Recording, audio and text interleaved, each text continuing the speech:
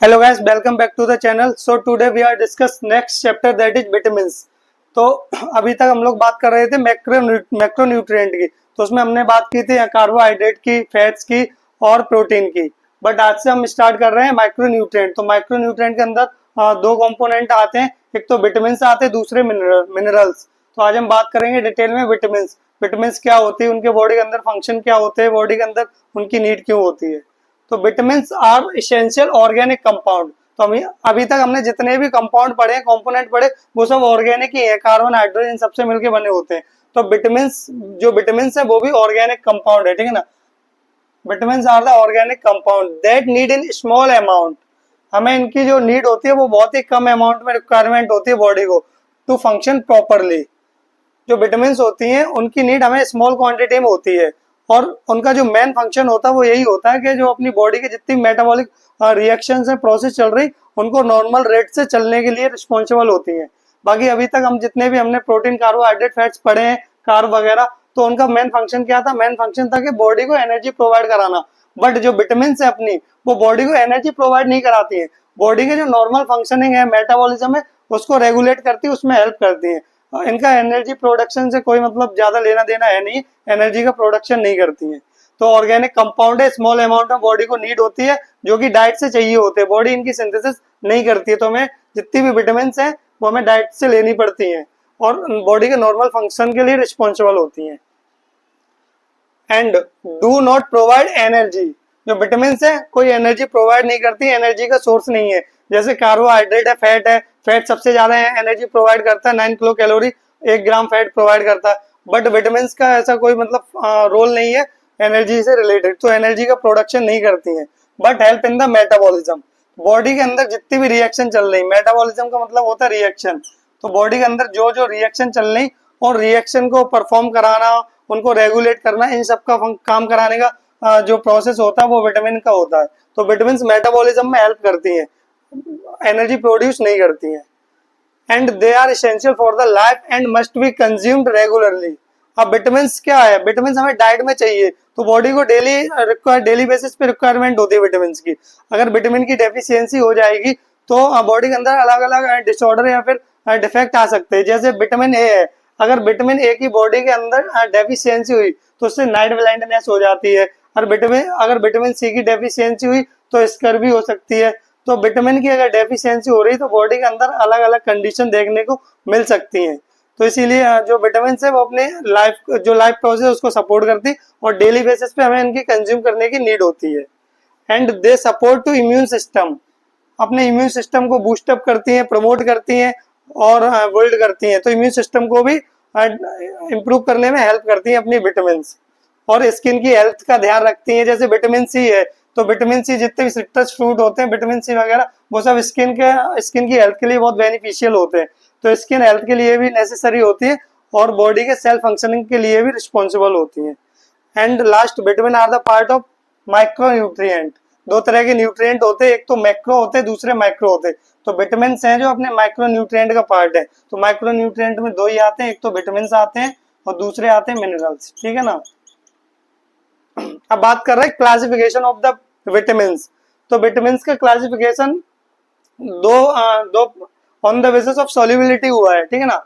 Solubility के basis पे इनका क्लासिफिकेशन है। तो दो पार्ट में क्लासिफाई किया गया विटामिन को। सबसे पहले फैट सॉल्युबल विटामिन और दूसरे वाटर सॉल्युबल विटामिन। तो दो तरह के विटामिन से अपने, एक तो फैट सॉल्युबल विटामिन है, दूसरे वाटर सॉल्युबल विटामिन है। जो फैट सॉल्युबल विटामिन होते हैं वो अपनी बॉडी के अंदर स्टोर हो जाते हैं, जैसे फैट टिश्यू के अंदर और लीवर। जो अपना लीवर है, लीवर के अंदर, और बॉडी के अंदर फैट टिश्यू है, एडिपोज वगैरह, तो उन सबके अंदर जो फैट सॉल्युबल विटामिन होते हैं वो स्टोर हो जाते हैं। अब बॉडी के अंदर स्टोर हो रहे हैं तो हमें डेली बेसिस पे इनको कंज्यूम करने की नीड नहीं है। तो नॉट रिक्वायर्ड डेली बेसिस, मतलब डेली हम इनको कंज्यूम करने की जरूरत नहीं है। ये अगर तुमने एक बार कर लिए तो कुछ दिन तक, कुछ महीने तक ये चलते हैं, सिर्फ फैट सॉल्युबल विटामिन। अब फैट सॉल्युबल विटामिन के अंदर कौन कौन सी विटामिन आती हैं? तो फैट सॉल्युबल विटामिन के अंदर 4 विटामिन आती हैं। विटामिन ए आती है, विटामिन डी आती है, विटामिन ई आती है और विटामिन के आती है। ये 4 विटामिन है, ए डी ई के, ठीक है ना। ये 4 विटामिन है जो कि फैट सॉल्युबल विटामिन है। और फैट सॉल्युबल विटामिन, ये चारों विटामिन को नीड होती है फैट की। अगर फैट फैट फैट ही इनकी हेल्प करता है बॉडी के अंदर एब्जॉर्प्शन में। ये विटामिन ए है, विटामिन डी है, विटामिन ई है, विटामिन के है, ये चारों विटामिन है, बिना फैट के एब्जॉर्प्शन ही नहीं होगा, अपने ब्लड स्ट्रीम में जाएंगे नहीं, एब्जॉर्प्शन नहीं होगा। तो जो फैट होता है वो इनके एब्जॉर्प्शन के लिए भी रिस्पॉन्सिबल होता है, तो इस वजह से भी हम इनको फैट सॉल्युबल विटामिन की कैटेगरी में रखते हैं। अब दूसरी है वाटर सॉल्युबल विटामिन। तो वाटर सॉल्युबल विटामिन होती है, मतलब ये जो विटामिन होती है इनको मतलब किसी फैट वेट की नीड नहीं होती है एब्जॉर्प्शन के लिए, डायरेक्ट ब्लड स्ट्रीम में एब्जॉर्ब हो जाती है और बॉडी से यूरिन के थ्रू, स्वेटिंग के थ्रू बॉडी से बाहर निकल जाती है, तो ये बॉडी के अंदर स्टोर नहीं होती है। तो water soluble vitamin not store in the body. तो जैसे ये जो फैट सॉल्युबल विटामिन है फैट टिश्यू एडिपोस में और लीवर के अंदर स्टोर हो रही थी, लेकिन जो वाटर सॉल्युबल विटामिन है बॉडी के किसी भी पार्ट में स्टोर नहीं होती है। And excreted in the urine, urine के थ्रू, स्वेटिंग के थ्रू बॉडी से बाहर निकल जाती है। अब बॉडी में स्टोर नहीं हो रही, बॉडी से बाहर निकल रही, तो हमें इनको डेली बेसिस पे कंज्यूम करने की नीड है। तो वाटर सॉल्युबल विटामिन होते हैं वो हमें डेली बेसिस पे चाहिए होते हैं। अब वाटर सॉल्युबल विटामिन के अंदर दो विटामिन आते हैं, एक तो जो बी कॉम्प्लेक्स, अपनी जो विटामिन है बी कॉम्प्लेक्स उसके डिफरेंट डिफरेंट फॉर्म है, जैसे B1 है, B2 है, B3 है, B5 है, B6 है, B7 है, B9 है, B12 है। तो जो B9 है विटामिन B9 फॉलिक एसिड, इसका इंपॉर्टेंस बहुत मतलब बहुत ज्यादा इंपॉर्टेंट है विटामिन B9, और इसको फॉलिक एसिड भी बोलते हैं। तो हम इन सब विटामिन को B1 ये और B2, B3, B5, B6 और B7, 9 एंड 12 इन सबको हम लोग डिटेल में देखेंगे फैट सॉल्युबल विटामिन के अंदर। ठीक, नेक्स्ट अब हम लोग बात करने वाले हैं फैट सॉल्युबल विटामिन की। तो जो फैट सॉल्युबल विटामिन के अंदर चार विटामिन आती है, vitamin A, vitamin D, vitamin E and vitamin के, और ये चारों मतलब हीट स्टेबल विटामिन भी होती हैं। मतलब जैसे कोई भी फूड है कुक बुक कर रहे, तो ये मतलब ये चारों विटामिन है फैट सॉल्युबल, वो अफेक्ट नहीं होती हैं या फिर फूड से लॉस नहीं होती है। बट अगर वही बात करें वाटर सॉल्युबल विटामिन की, तो वाटर सॉल्युबल जो विटामिन होती हैं वो अनस्टेबल होती है हीट पे। जैसे हम लोग कुक कर रहे हैं हाई फ्लेम पे, तो उस कंडीशन में क्या होता है कि जो विटामिन बी और विटामिन सी है वो मतलब उनका स्ट्रक्चर डैमेज हो सकता है, जो इनके अंदर न्यूट्रिएंट वैल्यू है वो डिक्रीज हो सकती है, खत्म हो सकती है। ठीक है ना। तो ये जो फैट सॉल्युबल विटामिन होती है वो हीट स्टेबल होती है, जो वाटर सॉल्युबल विटामिन होती है वो हीट अनस्टेबल होती है। जैसे स्पिनच वगैरह है, जो पालक है ना, तो उसको हम लोग बॉईल करके खाते हैं, अगर ज्यादा हम लोग उसको हीट कर लेंगे तो उस कंडीशन में जो उसके अंदर विटामिन प्रेजेंट है वो जो विटामिन है वो उनके जो न्यूट्रिशन वैल्यू है वो डिक्रीज हो सकती है, फिर खत्म हो सकती है।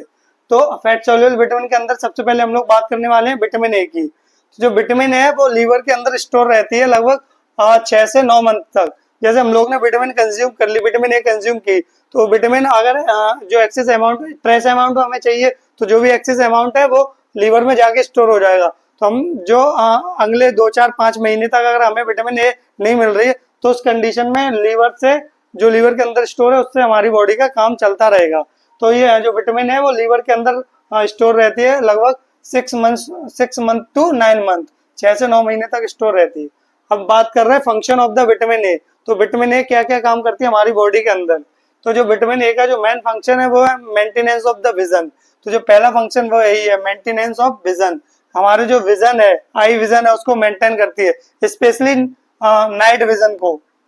जो जो जब भी हम लोग रात में देखते हैं, तो जो रात में देख पाते हैं, तो उसके लिए responsible vitamin A. Night blindness की जो नाइट ब्लाइंडनेस की कंडीशन आ जाती, कुछ लोग होते हैं जिनको रात में दिखाई नहीं देता, तो उन लोगों के अंदर विटामिन ए की डेफिशिएंसी हो सकती है। तो जो नाइट का जो विजन है वो मेंटेन करती है विटामिन ए। अगर विटामिन ए की डेफिशिएंसी होगी तो नाइट ब्लाइंडनेस की कंडीशन भी हो सकती है। Next, support immune system. अब जो विटामिन ए है वो हमारे इम्यून सिस्टम को भी सपोर्ट करती है, और जो हमारी बॉडी के अंदर इम्यूनिटी डेवलप कराने में हेल्प करती है, और स्किन की हेल्थ को भी मेंटेन करती है विटामिन ए। तो promote skin health and mucus membrane. जो हमारी बॉडी के अंदर म्यूकस लेयर है, म्यूकस मेम्ब्रेन है, उसकी हेल्थ को मेंटेन करती है, और जो स्किन की हेल्थ है उसको भी हमारी विटामिन ए मेंटेन करने में हेल्प करती है। बट जो इसका जो मेन फंक्शन है वो यही है, विजन को मेंटेन करना, स्पेशली इन नाइट। अगर डेफिशिएंसी हो जाएगी तो नाइट ब्लाइंडनेस हो जाएगी। अब बात कर रहे हैं sources of the vitamin A. Vitamin A के क्या क्या सोर्स हो सकते हैं। तो जब भी सोर्स की बात आएगी तो दो तरह के सोर्स होते हैं, एक तो एनिमल सोर्स होता है और दूसरा होता है प्लांट सोर्स। तो ऐसे कौन से एनिमल सोर्सेज हैं जिनसे हमें विटामिन ए मिल सकती है। तो मीट हो गया, मीट से मिलती है, फिश, एग, बटर एंड चीज। अब बात करें रिचेस्ट सोर्स की, तो रिचेस्ट सोर्स की बात करें तो उसके अंदर कॉड फिश है, कॉड फिश या फिर लीवर ऑयल, तो ये रिचेस्ट सोर्स होता है विटामिन ए का, ठीक है ना। और बाकी एनिमल सोर्स में यही सब है, फिश हो गया, एग हो गया, बटर हो गया, चीज हो गया। अब बात करें प्लांट सोर्स, तो प्लांट सोर्स के अंदर कौन कौन से ऐसे फ्रूट्स हैं या फिर वेजिटेबल हैं जो हमें विटामिन ए प्रोवाइड कराते हैं। तो सबसे पहले कैरेट हो गया, विटामिन ए में रिच होती है। Mango, papaya, green leafy vegetables, जितने भी कलरफुल फ्रूट्स होते हैं, मैंगो हो गया, पपाया हो गया, कैरेट हो गई, तो जो मतलब कलरफुल फ्रूट्स होते हैं उनके अंदर भी विटामिन ए प्रेजेंट होती है अच्छे खासे अमाउंट में, ठीक। अगर विटामिन ए की डेफिशिएंसी होगी बॉडी में तो हमें क्या क्या कंडीशन देखने को मिल सकती है। तो अगर विटामिन ए की डेफिशिएंसी हो रही तो उसका जो मेन फंक्शन है विजन को मेंटेन करना, तो अगर डेफिशिएंसी हो रही तो सबसे पहले हमको देखने को मिलेगा नाइट ब्लाइंडनेस, रात के समय अंधेरे में हमें कुछ भी दिखेगा नहीं क्लियर, तो night blindness main sign symptom है। दूसरा कंजक्टिवाइटिस, इसके अंदर जो हमारा कंजक्टिवा है वो हमारा ड्राई हो जाता है। कंजक्टिवल जीरोसिस के अंदर जो कंजक्टिवा रीजन है अपनी आई का उसमें ड्राइनेस हो जाती है, ठीक है ना, ड्राई और इरिटेशन, इचिंग वगैरह होने लगती है।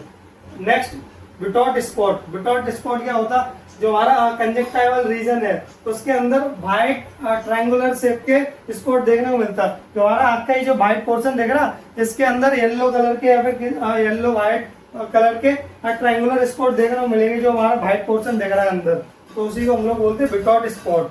नेक्स्ट क्रेटोमलेशिया, क्रेटोमलेशिया के अंदर क्या होता है, जो कॉर्निया रीजन है उसके अंदर क्लाउडिंग होने लगती है, मतलब जो धुंधलापन आने लगता है वो आ जाता है कॉर्निया के अंदर, उसको हम लोग बोलते हैं क्रेटोमलेशिया। तो ये 4-5 मेनली डिजीज कंडीशन है जो विटामिन ए की डेफिशिएंसीज होते हैं। नाइट ब्लाइंडनेस हो गया, कंजक्टिवल जीरोसिस हो गया, बिटॉट स्पॉट हो गया और क्रेटोमलेशिया हो गया। अगर विटामिन ए की डेफिशिएंसी हो गई तो हम लोग को ये कंडीशन देखने को मिल सकती है किसी भी पेशेंट या इंडिविजुअल के अंदर।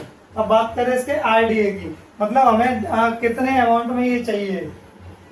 तो इन्फेंट की बात करें तो इन्फेंट को चाहिए 350 माइक्रोग्राम, ठीक है ना। अगर एडल्ट की बात करें तो एडल्ट को चाहिए 600 microgram.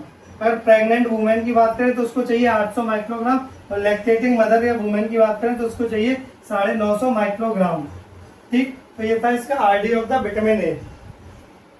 Next treatment of the vitamin A. अब विटामिन ए का क्या ट्रीटमेंट होगा, तो जो यूआईपी चलता है, यूनिवर्सल इम्यूनाइजेशन प्रोग्राम, तो उसी के अंदर विटामिन ए के डोजेस दिए जाते हैं। जब बच्चा 9 महीने से लेके 12 महीने की एज में होता है उस टाइम पे विटामिन ए का डोज दिया जाता है। 1 लाख यूनिट दी जाती है, 1 लाख आयु, इंटरनेशनल आयु का मीनिंग होता है इंटरनेशनल यूनिट। जब 9 से 12 महीने का बच्चा होता है उस एज पे 1 लाख इंटरनेशनल यूनिट दी जाती है विटामिन ए की। उसके बाद 12 महीने से लेकर 5 साल तक बच्चे को एवरी 6 मंथ मतलब 12 महीने से लेकर 5 साल तक हर एक 6 मंथ पे 2 लाख यूनिट डोज दिया जाता है। 2 lakh IU, 2 lakh international unit every 6 month up to 5 year. जब तक बच्चा 5 साल तक नहीं हो जाएगा तब तक 12 महीने से लेके हर 6 महीने पे 2 लाख आयु दी जाएंगी बच्चे को। तो ये यूनिवर्सल इम्यूनाइजेशन प्रोग्राम उसी का पार्ट है, उसी के अंदर ये डोजेस दिए जाते हैं सभी बच्चों के अंदर। अगर हम बात करें तो टोटल डोज कितने लगते हैं विटामिन ए के, तो टोटल डोज लगते हैं 9 डोजेस। 9 महीने से लेके 5 साल तक बच्चे को जो टोटल डोज लगते हैं वो लगते हैं 9, नंबर ऑफ डोजेज है 9। अगर हम आयु की बात करें, टोटल इंटरनेशनल यूनिट कितनी लगती है विटामिन ए की बच्चे को, तो टोटल इंटरनेशनल यूनिट लगती है 17 लाख, ठीक है ना, 17 लाख आयु लगती है 9 महीने से लेकर 5 साल तक। तो टोटल यूनिट की बात करें तो 17 लाख आयु लगती है, डोज की बात करें तो 9 डोज लगते हैं। और विटामिन ए को हम लोग रेटिनॉल नाम से जानते हैं, ठीक है ना, रेटिनॉल। विटामिन ए को रेटिनॉल के नाम से भी हम लोग जानते हैं, ठीक। अब हम लोग बात कर रहे हैं विटामिन डी। तो विटामिन डी को जो दूसरा नाम है तो उसको हम लोग बोलते हैं कोलिकैल्सिफेरॉल। तो vitamin D is also known as cholecalciferol. अब विटामिन डी है वो 2 फॉर्म में पाई जाती है, D2 और D3 के फॉर्म में। तो 2 फॉर्म होती है, D2 को हम बोलते हैं कैल्सिफेरॉल और D3 को बोलते हैं कोलिकैल्सिफेरॉल। तो 2 फॉर्म होती है विटामिन डी की, D2 एंड D3। अब बात कर रहे हैं इसके आरडीए की, विटामिन डी के आरडीए की, मतलब डेली हमें कितनी नीड है विटामिन डी के, कितना अमाउंट चाहिए। तो अगर आरडीए की बात कर रहे हैं तो इन्फेंट के अंदर बात करें, बच्चों, इन्फेंट जो मतलब 1 साल तक के बच्चे होते हैं उनकी बात करें, तो इन्फेंट के अंदर 400 आयु दिए जाते हैं पर डोज, उनको नीड होती है 400 आयु विटामिन डी की। अगर चिल्ड्रन की, बच्चों की बात करें तो उनके अंदर 600 आयु पर डे की नीड होती है विटामिन डी। और एडल्ट की बात करें तो एडल्ट के भी अंदर 600 आयु पर डे। अगर प्रेग्नेंट और लैक्टेटिंग वुमेन है तो उनके अंदर भी 600 आयु चाहिए होती है पर डे। आयु का फुल फॉर्म होता है इंटरनेशनल यूनिट। तो एडल्ट में, बच्चों में और प्रेग्नेंट और लैक्टेटिंग मदर के अंदर 600 आयु चाहिए होती है पर डे विटामिन डी की। अब बात कर रहे हैं सोर्सेज, और बात कर रहे हैं सोर्स की। तो सोर्स इसके दो होते हैं, एक तो सनलाइट होता है, दूसरा होता फूड। तो सनलाइट में क्या होता है कि सर्दियों के टाइम पे आप लोगों ने देखा हो, बोलते हैं कि धूप में चल रहे बैठते हैं, विटामिन डी लेते हैं, तो उसमें होता क्या है, जो सन की रेजेस होती है वो डायरेक्ट अपनी बॉडी पे आती है, बॉडी पे जब पड़ती है तो बॉडी के अंदर जो हमारी स्किन है उसके अंदर प्रेजेंट होता 7 हाइड्रो कोलेस्ट्रॉल। तो 7 हाइड्रो कोलेस्ट्रॉल जो होता है वो कन्वर्ट हो जाता है सनलाइट के थ्रू विटामिन डी के अंदर। तो ये मतलब सनलाइट इसका सोर्स हो गया। तो 7 dehydro cholesterol by exposure to the UV rays, जो हमारी यूवी रेज होती है उनके एक्सपोजर में आता है, तो जो सनलाइट है वो कन्वर्ट कर देती है 7 हाइड्रोक्सी कोलेस्ट्रॉल को विटामिन डी के अंदर, कॉलिक कैल्सिफेरॉल के अंदर, तो विटामिन डी के अंदर कन्वर्ट हो जाता है। तो इसका एक सोर्स हो गया सनलाइट। दूसरा जो सोर्स है वो हमारा है फूड। तो फूड के अंदर क्या क्या आता है, कॉड लिवर ऑयल आता है, मिल्क आता है, मीट आता है, फिश आता है, एग आता है। तो दो इसके सोर्सेज है, एक तो सनलाइट सोर्स है जो कन्वर्ट करता है 7 हाइड्रो कोलेस्ट्रॉल को विटामिन डी के अंदर, और जो दूसरा सोर्स है वो अपना फूड है। फूड के अंदर cod liver oil, milk, meat, fish, egg ये सब देखने को मिलते हैं। अब बात कर रहे हैं function of the vitamin D. Vitamin D हमारी बॉडी के अंदर क्या क्या फंक्शन कराती है, तो सबसे पहले कैल्शियम और फास्फोरस का एब्जॉर्प्शन कराती है बॉडी के अंदर। जो भी हम मतलब हम लोग डाइट वगैरह से कैल्शियम और फास्फोरस ले रहे हैं तो उसका एब्जॉर्प्शन कराती है बॉडी के अंदर, ये विटामिन डी का काम है। और दूसरा इंक्रीज मिनरलाइजेशन ऑफ और हार्डनिंग ऑफ द बोन। जो अपनी बोन्स होती है, टीथ होते हैं, उनके अंदर जो मिनरलाइजेशन का प्रोसेस होता है वो बढ़ाती है, जिससे जो हमारी बोन होती है वो स्ट्रॉन्ग हो जाती है और हार्डनिंग ऑफ द बोन हमें देखने को मिलती है। मतलब बोन के अंदर स्ट्रेंथ और हार्डनिंग ऑफ बोन और स्ट्रेंथ, मेनली स्ट्रेंथ डेवलप करने में हेल्प करती है विटामिन डी बोन और टीथ के अंदर। और तीसरा reduce the chances of cancer, certain जो रिस्क होते हैं कैंसर के उसको भी रिड्यूस करता है विटामिन डी। तो ये सब विटामिन डी के फंक्शन थे। अब बात करें deficiency of the vitamin D. अगर बॉडी के अंदर विटामिन डी की डेफिशिएंसी हो गई, कमी हो गई, तो उस कंडीशन में हमें क्या क्या देखने को मिल सकता है, तो सबसे पहले तो रिकेट्स देखने को मिलेगा। रिकेट्स एक ऐसी डिसीज कंडीशन है जिसके अंदर जो हमारे जो बोन्स होती है, लॉन्ग बोन होती है, वो बेंड हो जाती है, कर्व हो जाती है due to the deficiency of the vitamin D. तो रिकेट्स के अंदर जो हमारी बोन्स होती है, हड्डियां होती है, वो बेंड होने लगती है, कर्व शेप में होने लगती है। ऐसे कोई स्ट्रेट बोन है ऐसे, तो वो ऐसे कर्व शेप में हो जाएगी, तो मतलब कर्व होने लगती है इसके अंदर, रिकेट्स के अंदर। दूसरा ऑस्टोमलेशिया।